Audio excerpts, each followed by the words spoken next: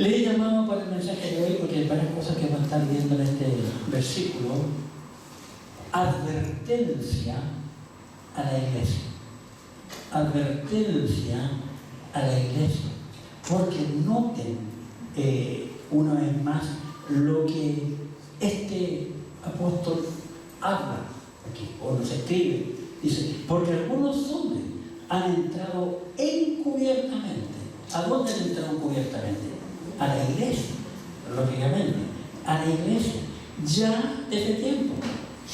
Como el maestro nos hablaba ahora, yo dije que el diablo ha estado metido en el mundo desde el mismo huerto. Y en el milenio no está.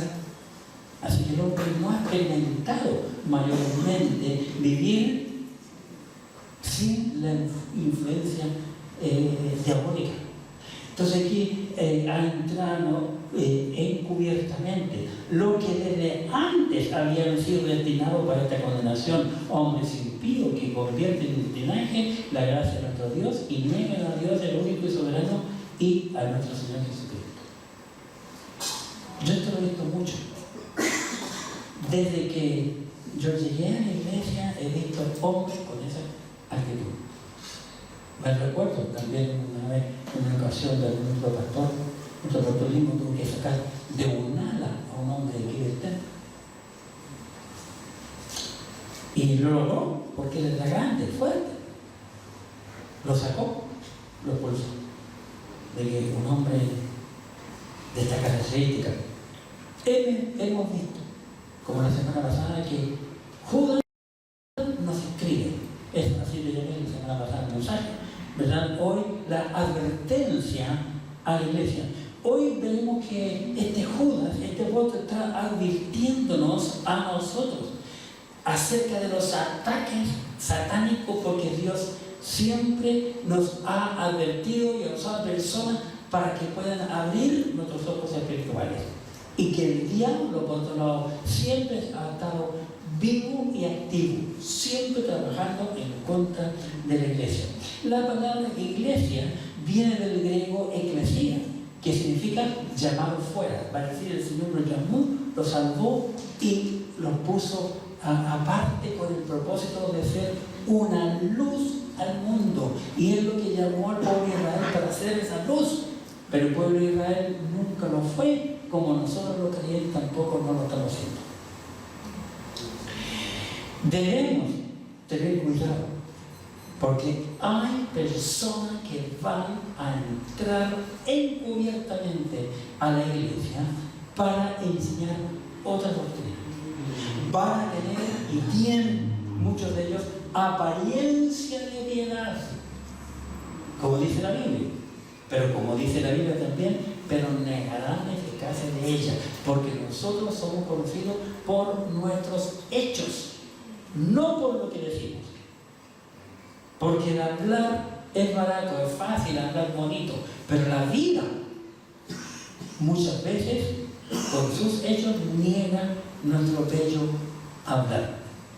Advertencia de la iglesia. En primer lugar, debemos de entender que el fundador de la iglesia es Jesucristo. Muchas veces yo he visto en la iglesia, a veces la gente se enoja, ¿verdad?, con otro hermano, y se enojan conmigo porque yo soy el pastor de la iglesia, pero yo no soy el dueño de la iglesia. Yo no soy el dueño de la iglesia. Yo soy un servidor más entre el grupo. Y Cristo es el fundador de la iglesia, porque así la Escritura lo dice. Así que en primer lugar vemos que el fundador de la iglesia es Cristo. Amén. Primera carta del apóstol Pablo a los Corintios, capítulo 3.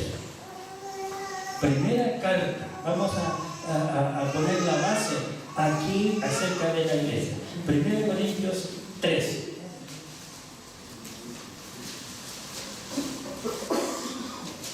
Jesucristo es el fundador y fundamento de la iglesia. 1 Corintios capítulo 3, versículo 11. El apóstol Pablo, inspirado por el Espíritu Santo, nos dice: porque nadie puede poner otro fundamento que el que está puesto, el cual es Jesucristo.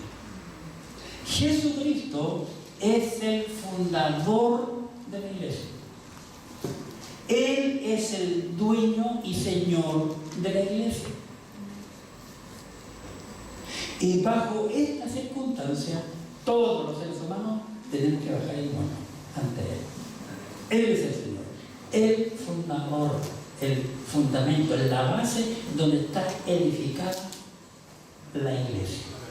Así que tenemos que entender, nuestra base es firme, estable, se llama Cristo. Hay en la televisión, en muchos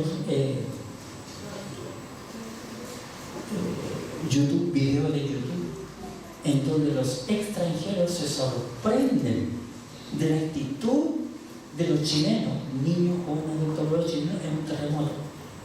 ¿Por qué no tienen terremotos?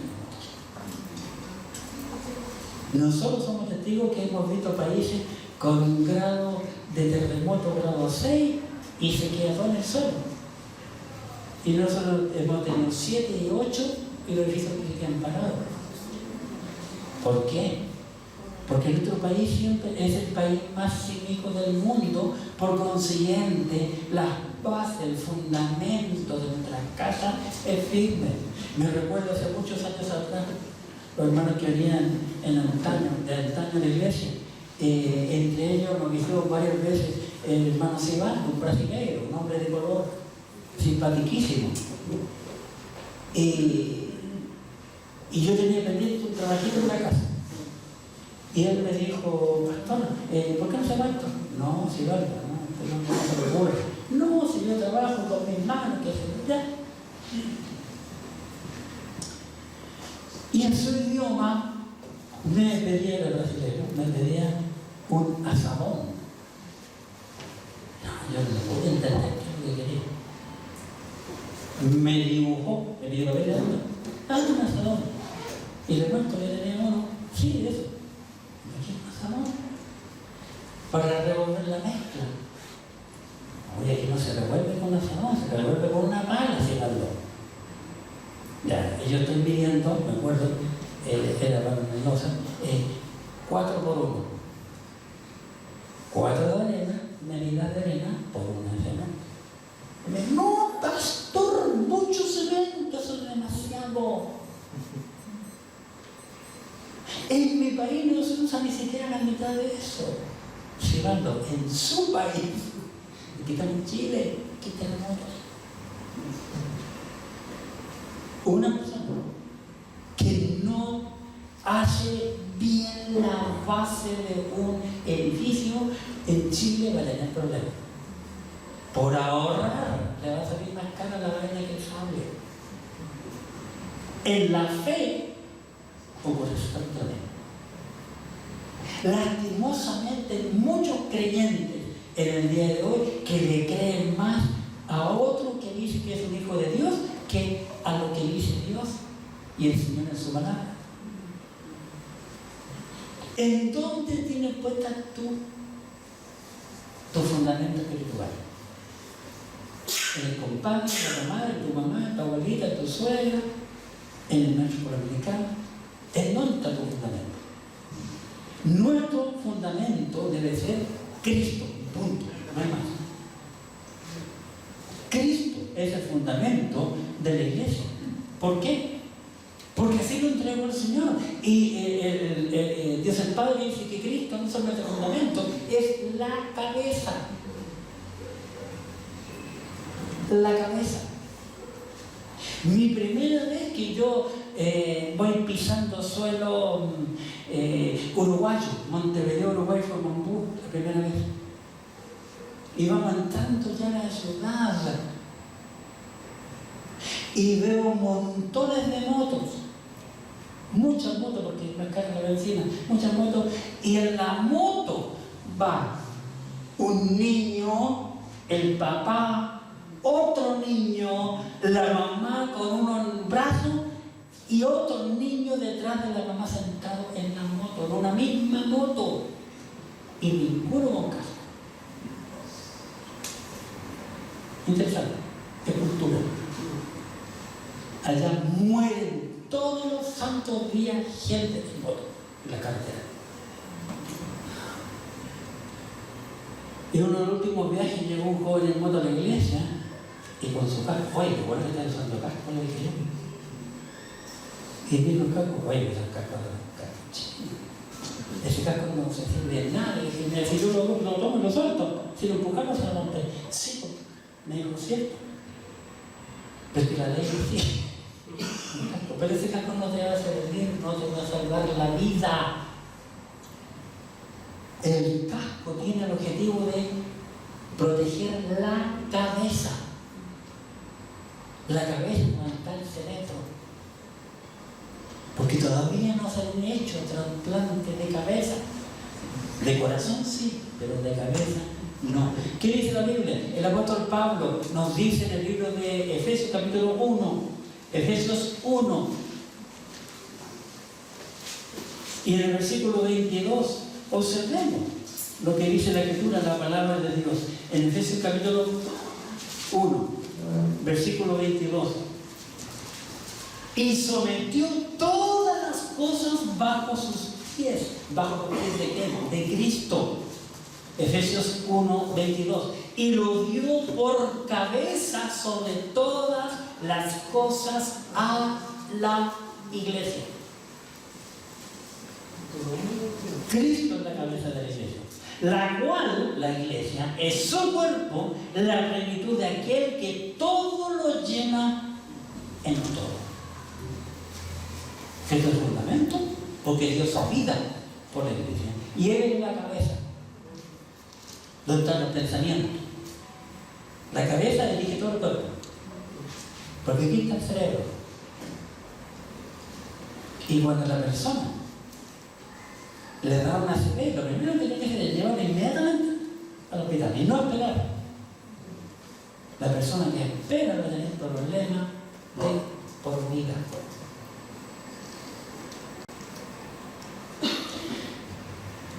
Cristo es la cabeza de la iglesia. No solo la cabeza, porque Él también es el Señor de la iglesia. Vamos a la Escritura. Siendo que estamos ahí mismo en Efesios 1, veamos por favor el versículo 20. Efesios 1, 20. Sobre todo principado y autoridad y poder y señorío, y sobre todo, no, perdón, dije 20, estoy leyendo 21. Nadie me dijo nada, me estoy escuchando. esa predica por escuchar. 1:20, Efesios. La cual operó en Cristo, resucitándole de los muertos y sentándole a su diestra en los lugares celestiales. Hablando de Cristo. Sobre todo principado y autoridad y poder y señorío, y sobre todo nombre que se nombra no solo en este mundo o en este siglo, sino también en el Él se sentó en lugar de en el cielo. Él es el Señor. Así que nosotros tenemos que obedecerle a Él. Y estamos aquí para servirle y agradarle a Él. No a mí. Porque yo tengo que agradarle a Él. Y un día tengo que rendir cuenta del interior. Y a mí me va a salir más mote que ustedes, porque yo tengo que rendir cuenta también a la iglesia, de la iglesia. Cristo ganó la iglesia. Él la ganó con su propia sangre. ¿Cuánta sangre has derramado tú por esta iglesia? ¿Has derramado que es una gota? ¿Qué ya se derramó? Viniste a claro, un clavo y de repente le diste en el dedo, ya hay un montón de sangre, ahí derramé sangre por la iglesia. Vamos a la Biblia, en el libro de los Hechos de los Apóstoles, capítulo 20. Hechos 20. Aquí la escritura, la palabra de Dios en el libro de los Hechos de los Apóstoles, en el capítulo 20, observemos este hermoso versículo en Hechos 20, en el versículo 28. Hechos 20, 28. Fíjense, por tanto, mirad por vosotros y por todo el rebaño en que el Espíritu Santo os ha puesto por obispo. Describe a los pastores, para apacentar la iglesia del Señor, la cual Él, el Señor, ganó por su propia sangre. Note que aquí no es el obispo, no es el pastor, el Señor de la iglesia. Él tiene que presentarlo, pero ¿quién dice el Señor? Cristo, porque Él derramó hasta su última gota de sangre por la iglesia. ¿Y por qué fue así? La pregunta es, bueno, ¿por qué fue una muerte de cruz? ¿No es más rápido un balazo? ¿Una inyección? ¿Una pastilla? ¿Pero por qué tuvo que morir en muerte de cruz? ¿Y por qué tuvo que derramar hasta su última gota de sangre? Es la pregunta que muchas veces yo me hago. ¿Cuál es la respuesta? Única. ¿Cuál es la respuesta? La respuesta es que según la Escritura, la palabra de Dios, Antiguo Testamento, la vida está en la sangre. La vida está en la sangre. Y Él dio la vida por la iglesia. Él murió por desangramiento. Es una muerte totalmente cruel y sobre todo de crucifixión. Es la peor muerte, la más dolorosa para el ser humano, como la muerte de cruz. Ustedes lo pueden investigar. Ahora ustedes pueden investigar cualquier cosa. Búsquenlo cuando llegue a su casa. En vez de ver una película, ver muchos cristianos en muchas series. Busquen la inteligencia artificial, como es la muerte de cruz, como fue la muerte de Cristo. La semana que comprar el libro La evidencia que se compra de Cristo, que es impresionante. Cristo, con su sangre, nos lava de todo el pecado. ¿Por qué? ¿Por qué con su sangre? Mire, la sangre limpia el pecado. ¿De qué color es la sangre? Siempre se roja. Pero en el pasado algunos dicen, no, nosotros tenemos sangre azul. ¿Cómo algo rojo? Otra cosa que hago, ¿puede dejar blanco? Pregúntase a Dios. Vamos a Apocalipsis capítulo 1. Apocalipsis 1. Estamos en la primera de Juan.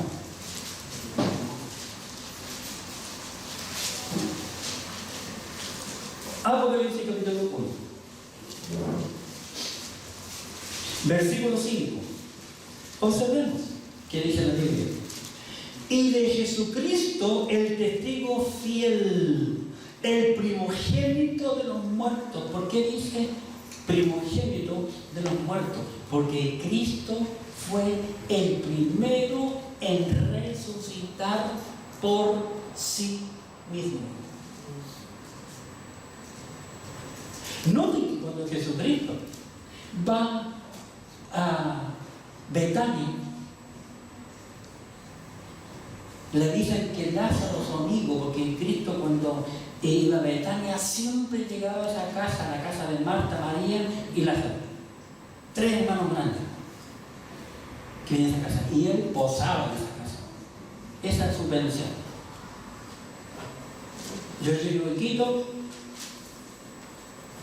no tengo necesidad que me den un cargo. Esto toma un mototaxi, lleven por favor Huáscar con Arequipa. Ahí tengo la atención. Y se lo ha dicho el hermano Luis, en la casa del pastor Ramiro. Ahí llevo. Nada más. Tengo un par de primas, 2 casas allá en Mendoza. De hecho, hace poco llamó que quería venir. Me dice, primo, tú no tienes ni siquiera llamar. Tienes que llegar, como dijo, ay, que ir a Chile, bueno, ven, aquí tienes tu casa. Te tengo 2 camas limpiecitas, todas las limpiecitas para que caigan.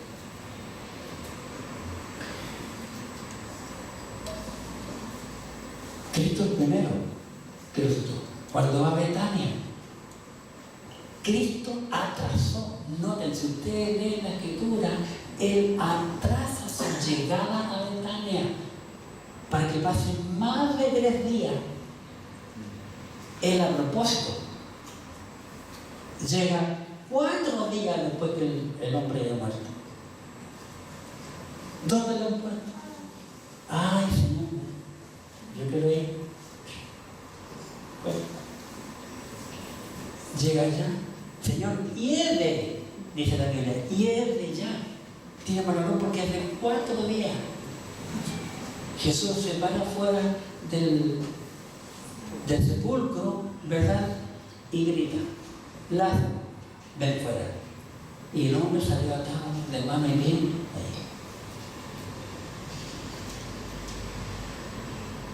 Qué interesante. Jesús sabía que un día Él iba a pasar por allí, pero Él solamente 3. Como cuadro del Padre, del Hijo y del Espíritu Santo. Claro, en el Antiguo Testamento vieron resurrecciones, sí, pero Dios usó instrumentos, Dios usó profetas para resucitar a otros. Pero Cristo resucitó sin la ayuda humana externa. De hecho,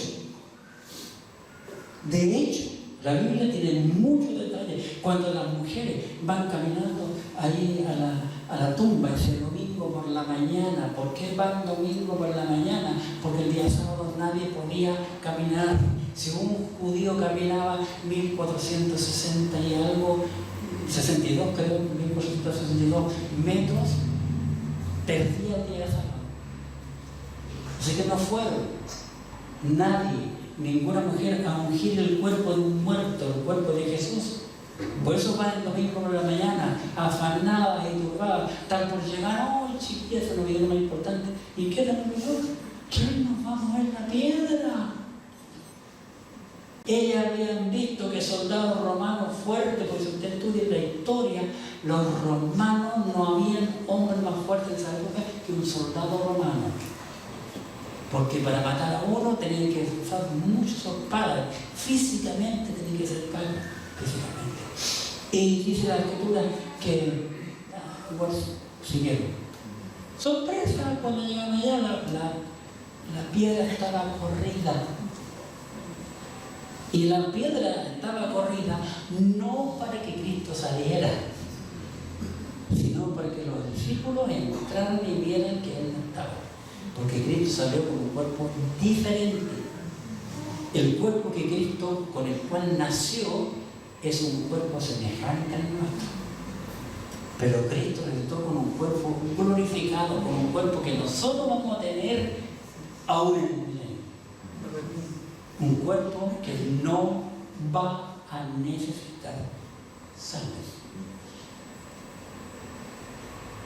Adán tenía ese cuerpo con él. Pero cuando él pecó, cambió el cuerpo de la tierra.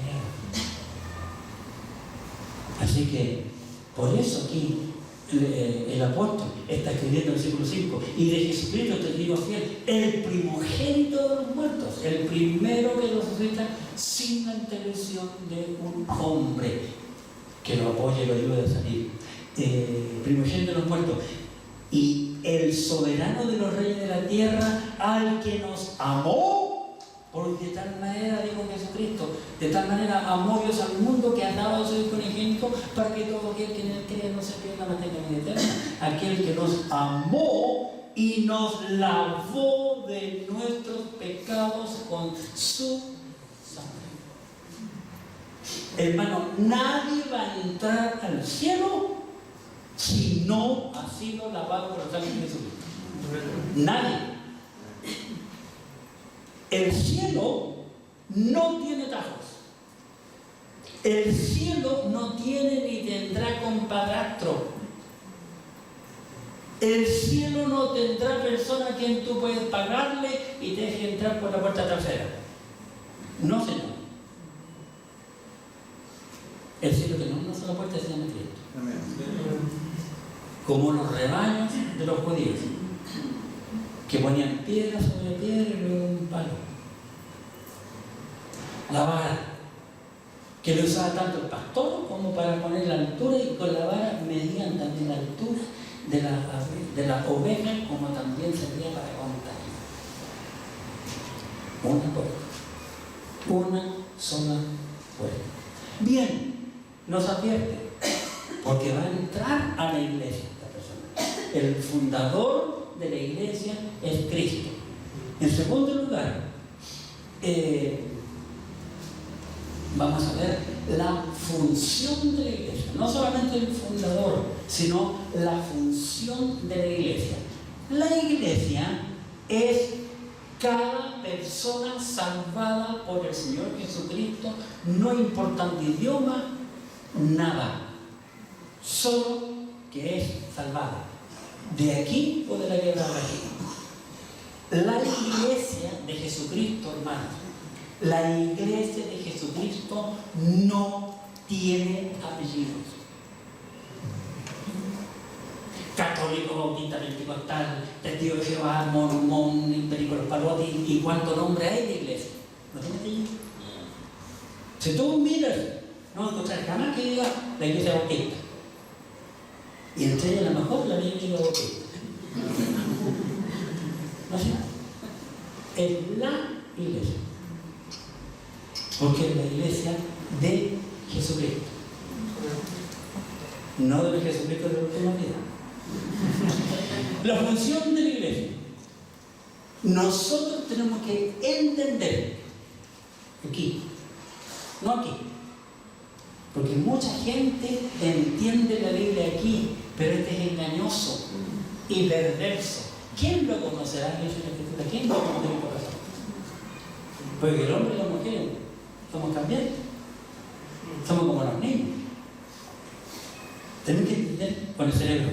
Debemos entender que la iglesia es el cuerpo de Cristo de cualquier nacionalidad. Y no tenemos que hacer diferencias.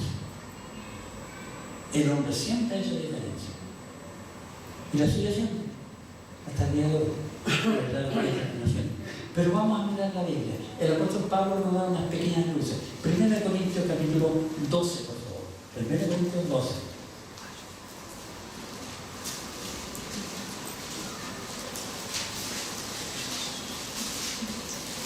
Aquí en 1 Corintios capítulo 12, el apóstol Pablo, hablando acerca de la iglesia, observemos lo que nos dice en el versículo 27. Pablo dice: vosotros pues sois el cuerpo de Cristo. Le escribe a la iglesia de Corinto. Vosotros pues sois el cuerpo de Cristo. Y miembros, cada uno en particular. Miembros de la iglesia. Somos miembros de la iglesia. Pero no da nombre. No da nacionalidad. ¿Verdad? Así que nosotros tenemos que entender que Cristo es el fundador de la iglesia. Él dio su vida por la iglesia. ¿Verdad? Y para Dios todos los seres humanos somos iguales. Y Dios, dice la Biblia, no hace excepción de personas. Si ustedes miran la Escritura, nos damos cuenta totalmente. Fíjense,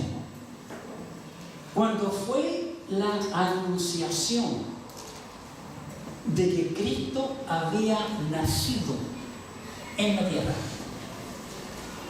¿A quién se le dio el anuncio? ¿Quiénes fueron los primeros que supieron que Cristo había nacido en la tierra? Pastores, humildes pastores. No se la dio a Herodes en el palacio, quien gobernaba en aquel entonces. Interesante. Tenemos que entender que Dios en la iglesia, para su orden, para su función, como Dios quiere, porque Dios siempre ha sido ordenado, puso un liderazgo.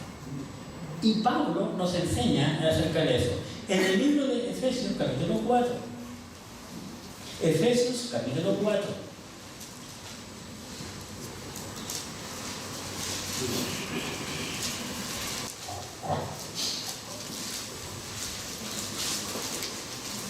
Porque Dios quiere que hagamos las cosas en orden. ¿Recuerdan que la semana pasada o antepasada no viste un matrimonio colombiano? ¿Recuerdan? Que la esposa vino a competir aquí en Chile. Varios países llegaron aquí al Estado. Y después de Macedonia, había mucho movimiento. Entre todas las cosas que él dijo, que me sorprendió, para nosotros tan normal, dijo: me sorprendió que la iglesia sea tan, ¿alguien recuerda? Ordenada, tan ordenada. ¿Le llamó la atención? A eso. Pablo nos enseña que la iglesia tiene un liderazgo para que sea la iglesia ordenada. Efesios capítulo 4. Voy a leer del 11 al 16. Fíjense. Y él mismo, el Señor Jesucristo mismo, constituyó a unos apóstoles, a otros profetas, a otros evangelistas, a otros pastores y maestros. Efesios 4, 12. A fin de perfeccionar a los santos. ¿Quiénes son los santos? Los creyentes. Todos los salvados el Señor nos llama santos. A fin de perfeccionar a los santos para la obra del ministerio, para la edificación del cuerpo de Cristo, hasta que todos los santos, los creyentes, lleguemos a la unidad de la fe y del conocimiento del Hijo de Dios, a un varón perfecto, a la medida de la estatura de la plenitud de Cristo.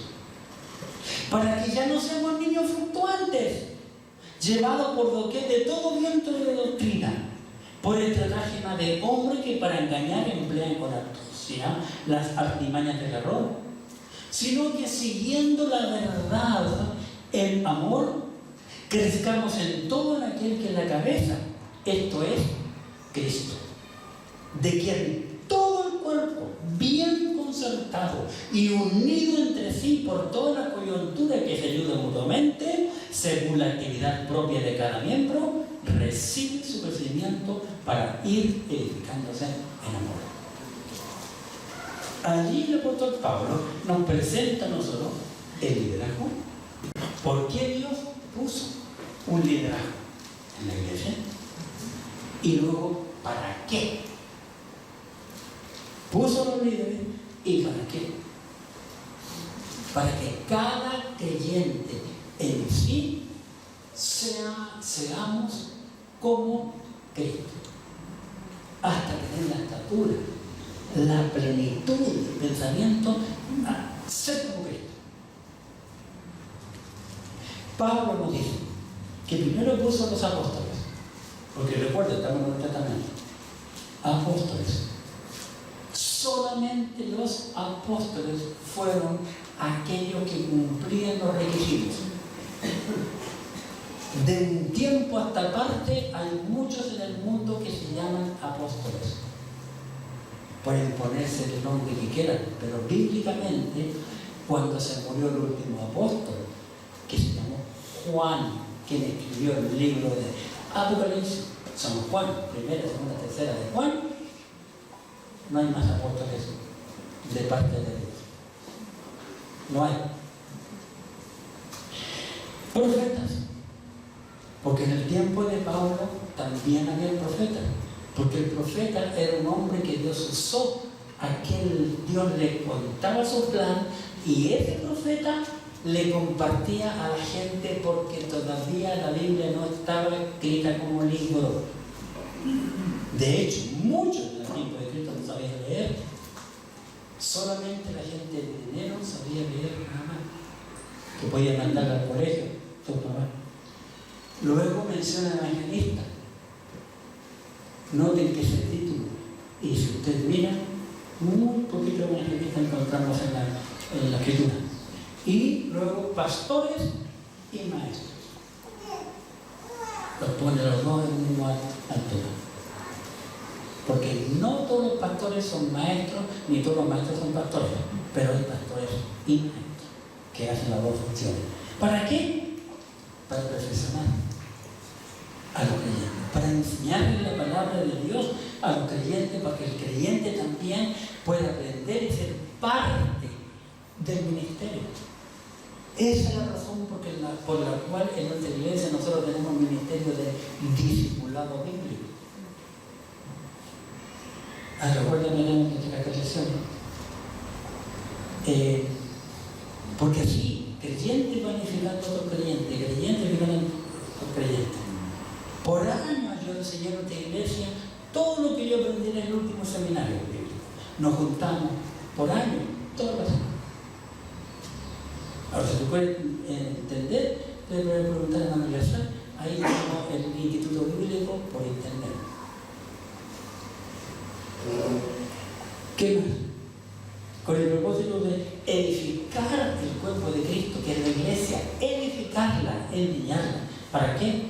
Para que la iglesia tenga unidad, sea una, y fe en la persona del Señor Jesucristo.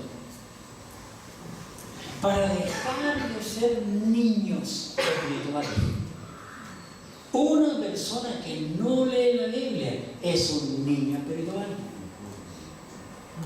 Y note que los niños son niños. Tú puedes ver una casa que hay un niño que tiene muchos juguetes, pero entre ellos hay un juguete que es más feo. El niño, el dueño del juguete, nunca juega con ese juguete. Pero nada más venga otro niño y tome ese juguete despreciado por el niño dueño, el dueño va, se lo quita de las manos agresivamente y dice: este juguete es mío. Así hay creyentes en la iglesia. Muchos creyentes niños que no quieren crecer. Aquí en la iglesia nuestra nosotros discipulamos a los que quieren. No obligamos a nadie a nada. El que quiere, viene. El que no quiere, no viene. Porque cada uno de nosotros somos responsables ante Dios. Esa es la razón por la cual muchos creyentes salen de una iglesia y se van a meter a otra iglesia. ¿No les gusta esa? Se van a otra. Y así. Hay muchos creyentes que yo conozco que son picaflores. Andan de iglesia en iglesia, de iglesia en iglesia, buscando. Ninguna le agrada. La iglesia no está para agradar al creyente. Según lo que estamos viendo hasta ahora, la iglesia está para agradar al Señor Jesucristo. A Él tenemos que agradarle, ¿verdad? ¿Para qué el creyente tiene que ser edificado por la iglesia y por el liderazgo? Para que no venga ninguno, como nos dice Judas, a la iglesia y comience a engañar a la gente. Nosotros yo he visto un montón de engañadores que pasaron por aquí. Un montón de engañadores. Por eso que el apóstol dice: para seguir la verdad, enseñar la verdad en amor, para que el creyente vaya creciendo y edificándose en amor, que es la gramática del Escritura. También para que nosotros entendamos que, como miembros de la iglesia, tenemos responsabilidades. Cada miembro de la iglesia tiene su responsabilidad. Primero, en cuanto al liderazgo, obedecer a los pastores. Hebreos capítulo 13, versículo 17. Hebreos 13.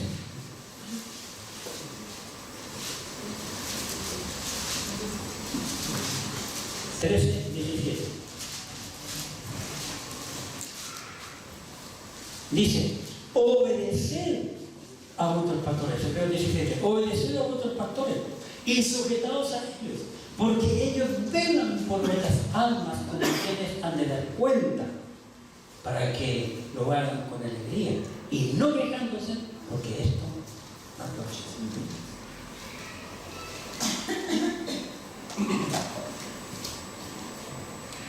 Años atrás, muchísimos, pues venía hasta el cielo, imagínate, yo estaba joven. Y como dice un pecador que está sentado por ahí, tenía pelo, pastor. Sí, de medio. Tanto darme el pelo se me cayó el bisonero. Los jóvenes iban a ir a un retiro a la playa. ¿Cómo se llama la playa? La playa de Chile. Córcoli, gracias. Hay un hermano de nuestra iglesia, tiene una casa. Y la vista, bonito lugar privado.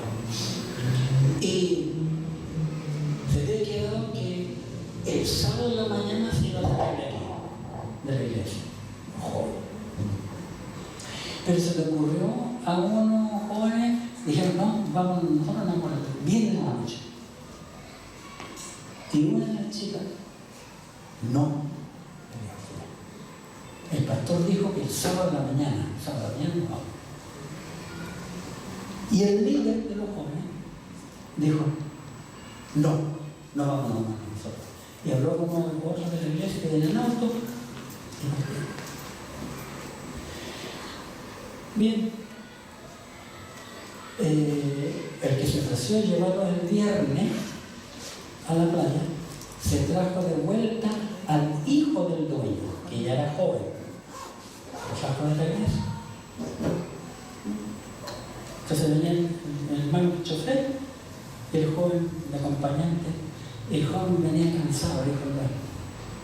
Así que se sentó, se puso el cinturón y se separó. Y cuando vienen para antes del túnel La Prado, de allá para acá, van subiendo, cuando el auto de este creyente se metió bajo de un camión con acoplado. Me levantó mismo dueño y me dice, el chofer del camión se dijo a sí mismo, esos no quedaron vivos.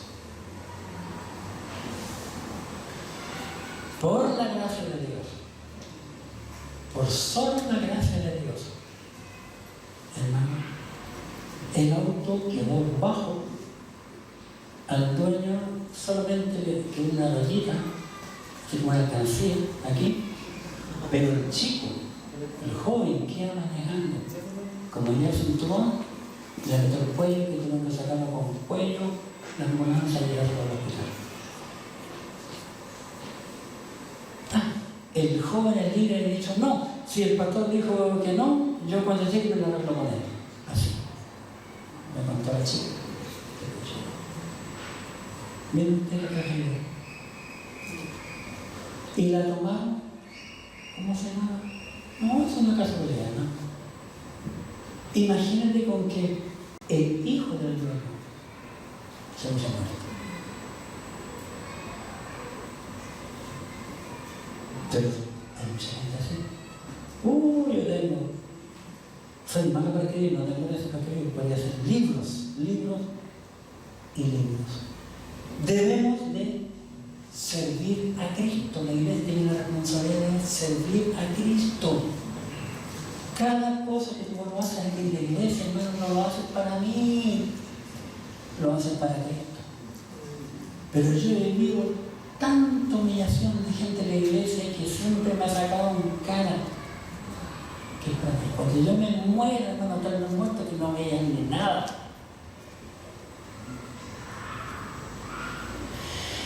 Primero Corintios capítulo 4. El apóstol Pablo es claro aquí en 1 Corintios 4. Versículos 1 y 2. 1 Corintios 4, 1 y 2. Así pues, téngannos los hombres por servidores de Cristo. Servidores de Cristo y administradores de los misterios de Dios. Ahora bien, se requiere de los administradores que cada uno sea hallado fiel. ¿Sabe lo que más ama Dios en su palabra?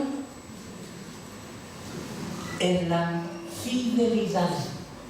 Ser fiel.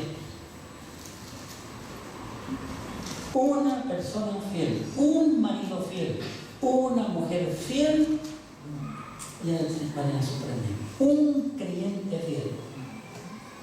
Pero hoy en día la infidelidad es alabada por los hombres. Y aún no creen.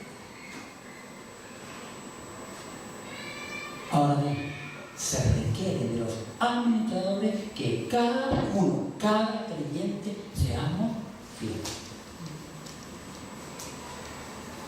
¿Cómo está tu servicio para el Señor? ¿Cuál es tu aporte para esta iglesia? Quiero que sepan que si la iglesia está como está, es porque tú la tienes así. Yo procuro traer mensajes que animen, que muestren la verdad. Los maestros que tenemos aquí, las maestras y maestros que trabajan en la sala con los niños, todos estamos haciendo la Biblia. Y todo por la misma idea. Enseñar lo mejor. Y la iglesia ha invertido mucho, muchísimo dinero en la escuela dominical. Mucho dinero. El material que estamos usando ahora, solo imprimirlo en color, cualquier cantidad de dinero. Entonces compró un mueble a cada casa, como 300.000 pesos cada mueble. Cada sala tiene aire acondicionado. Cada sala tiene un televisor. De hecho, por primera vez uno de los maestros, hermano Bailo, que está trabajando con de lo que ven los juveniles, tiene su... me pregunto, la tele que te dice, pues claro, solamente tiene que ir tu nombre, le dije. Y estaban probando para enseñar. Los juveniles, hay demasiada diferencia, no podemos tener niños ya de 14 con niños de 9. Se mandó a hacer un contenedor por la oficina. Tiene su tele nueva, y tiene su aire. ¿Qué es lo que va mejor? Y el que critica la iglesia lo hace porque tiene boca, nada más. Porque como esta iglesia no va a encontrar otra. Va a encontrar otra que le entretienen, que solo cantan puros coros que no están basados en este bendito libro, sentimientos y emociones, que solo hablan del Señor, pero nos dice Jesucristo. Muchas alabanzas que fueron escritas para el diablo. El creyente debe de usar la gracia de Dios para mostrar buenas obras. Dios nos salvó por gracia. La gracia viene de arriba. Veamos, por favor, vamos primero al mismo nuestro pasaje, Judas 4. Judas, versículo 4. Por favor, su Biblia. Dice, Judas 4. Porque algunos hombres han entrado encubiertamente, lo que desde antes habían sido destinados para esta condenación, hombres impíos que convierten en libertinaje la gracia de nuestro Dios. La gracia de Dios la cambian, haciendo lo que ellos quieren y no lo que dice la Biblia. Y niegan a Dios, el único soberano, y a nuestro Señor Jesucristo. Veamos ahora Efesios capítulo 2. Efesios capítulo 2. Corintios, Gálatas, Efesios. Efesios capítulo 2, versículos 6 al 10. Efesios 2, 6. Y juntamente con Él nos resucitó, y asimismo nos hizo sentar en lugares celestiales con Cristo Jesús, para mostrar en los siglos venideros las abundantes riquezas de su gracia en su bondad para con nosotros en Cristo Jesús. No, Él nos dio la gracia. Porque por gracia sois salvos por medio de la fe. Y esto no de vosotros, pues es don de Dios, no por obra, para que nadie se gloríe, porque somos hechuras suyas, creados en Cristo Jesús para buenas obras. Usando la gracia con las buenas obras, para buenas obras, las cuales Dios preparó de antemano para que anduviésemos en ella. Otra responsabilidad de la iglesia es que debemos edificarnos en y con la palabra de Dios. Es la Biblia la que nos alimenta, la Biblia que nos cambia, la Biblia nos limpia. Efesios, ya que estamos allí en el capítulo 2, versículos 20 al 22. Efesios 2, 20 al 22. Dice: edificaos sobre el fundamento de los apóstoles y profetas, siendo la principal piedra del ángulo Jesucristo mismo, en quien todo el edificio, bien coordinado, va creciendo para ser un templo santo en el Señor, en quien vosotros también sois juntamente edificados para morada de Dios en el Espíritu. El Espíritu Santo de Dios mora en tu cuerpo. Y por consiguiente nosotros debemos edificarnos con la palabra de Dios. Pero para ello tenemos que ser buenos. Cuando nosotros no servimos a Dios por amor, no sirve. El año 80 fue la primera vez en que empezamos a ver el templo. Entramos por aquí. La mitad del templo tenía piso de madera. Este lado era laurel. Y para acá había 3 salas. Había que levantar el pie y salir y había 8 pisos. Pero el de aquí era laurel, un piso precioso. Y teníamos tejas. Y yo vi como, ahí aprendí como construía la gente en el pasado.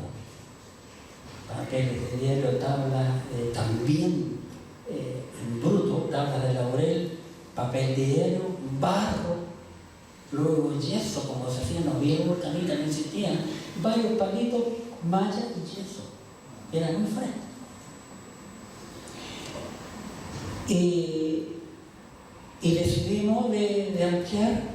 Entonces la idea era sacar los Taciturón también al final de la calle para adelante, solo esa parte de corrida de tejas. Arriba de despejar porque íbamos a poner la cercha. Y yo dije, hermanos, saquen aquí y ahí, nada más, porque la otra, la de más allá, pasaba el tablero eléctrico, el templo no llegaba, el templo llegaba. Yo fui a la cafetería y le dije la instrucción a los hermanos: oye, todos los panes que saquen de arriba, no los lancen de arriba.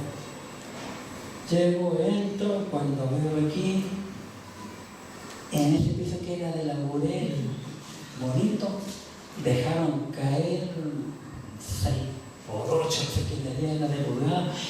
¡Pum! Dejó una marca tremenda en el piso, un hoyo en la madera. ¿Qué fue lo que les dije? No, que allá por el fondo. Oye, le dije, mira, esto es el Señor. Para mí, cada cosa de la iglesia es del Señor. Yo cuido de la iglesia, que tiene testigo. Cuido de la iglesia, aquí, más que en mi casa.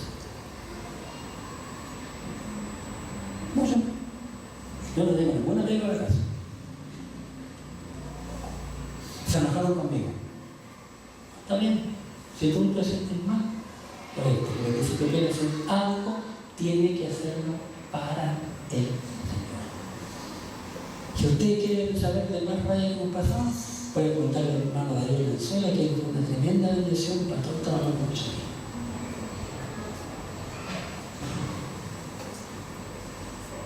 Si no hay amor,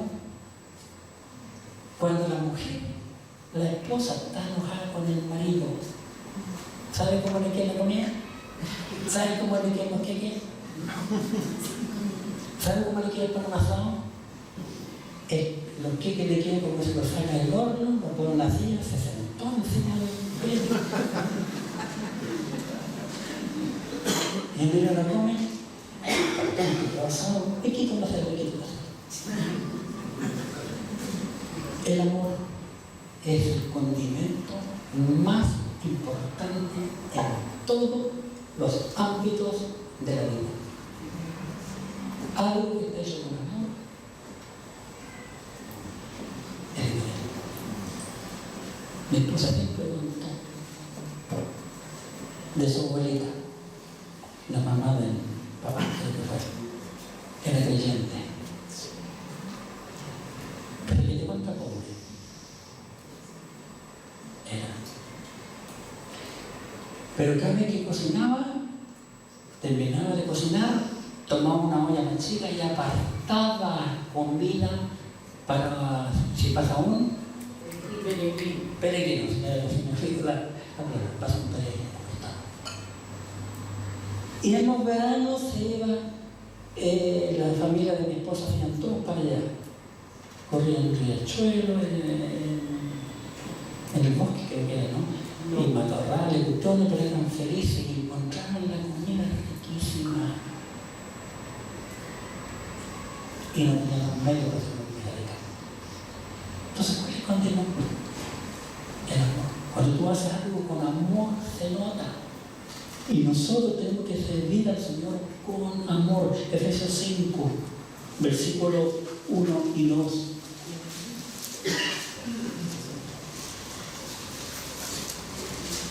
Efesios 5, 1 y 2. Sed pues imitadores de Dios como hijos amados. Y andad en amor. ¿Cuándo? ¿Cuando estás contento? No dice nada. Cuando estés feliz, cuando vas a ver la polola, cuando te van a pagar el sueldo, cuando ganó tu equipo. No, andad en amor como también Cristo nos amó y se entregó a sí mismo por nosotros, ofrenda y sacrificio a Dios en olor fragante. Dios olió el sacrificio de Cristo y nos contó agradable. Si usted quiere entender el olor, anda en el Antiguo Testamento y vas a ver la importancia, porque Dios tiene olfato. Dios tiene olfato, como muchas mujeres han habido que tienen muy buen olfato. Para concluir, debemos evitar a personas que convierten en libertinaje la gracia de Dios. Debemos evitar a aquellos que quieren servir al Señor a su manera y no la manera de Dios. Y debemos evitar a aquellos que no entienden que no estamos en la iglesia para servirnos, solo agradando a nosotros, sino al Señor. Y nunca debemos de olvidar que un día todos daremos cuenta a Dios. Este sí que lo vamos a ver, por causa del tiempo, no lo otro. Romanos 14. Romanos 14.